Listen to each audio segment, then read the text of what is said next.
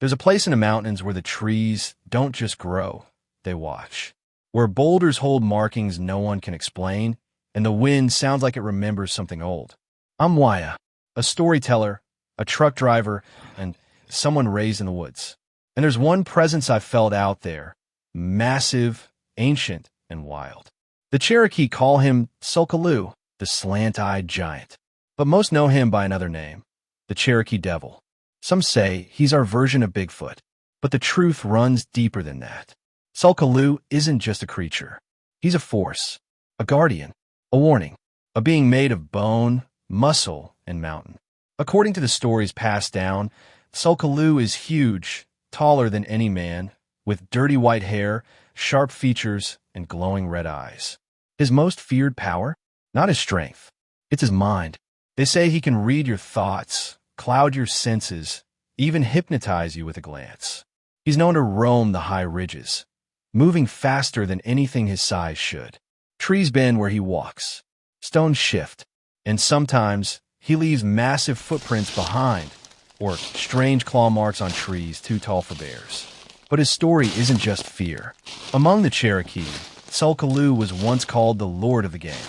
He protected the forest animals and controlled the hunt. Warriors prayed to him before the chase. Some stories even say he took a human wife, living for a time among the people, until they insulted him during a sacred fast, and he disappeared back into the mountain mist. That mountain?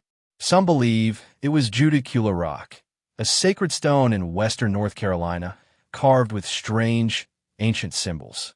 Locals say those are his fingerprints or the story of his people.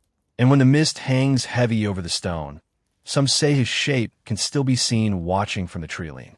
I've felt that, late at night, up in the Smokies. A weight in the air, like something massive was just beyond the fog.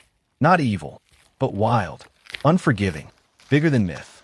One time, near Devil's Courthouse, I was parked at a turnout past midnight.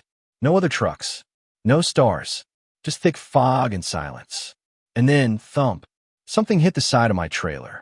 I stepped out with a flashlight, expecting a branch or maybe a black bear.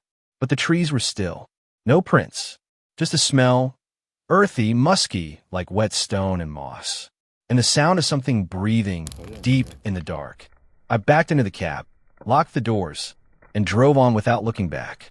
You can call it nerves. You can call it nothing. But I know what I felt. Sulkaloo isn't just a tale.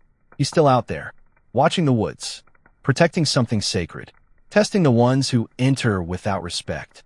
And like the stories say, if you hear a voice calling you by name in the forest and it doesn't sound quite right, keep walking. Because the Cherokee Devil doesn't chase. He waits. And if he wants to find you, he will. Not with noise or footsteps, but with a silence that feels alive. If you've ever felt something like that, on the road, in the wild, or in a dream, drop your story in the comments. I believe you. There's more out here than most people want to admit. And Sulkaloo is only the beginning. Subscribe if you walk between the seen and the unseen like I do. I'm Waya, and the road doesn't end here.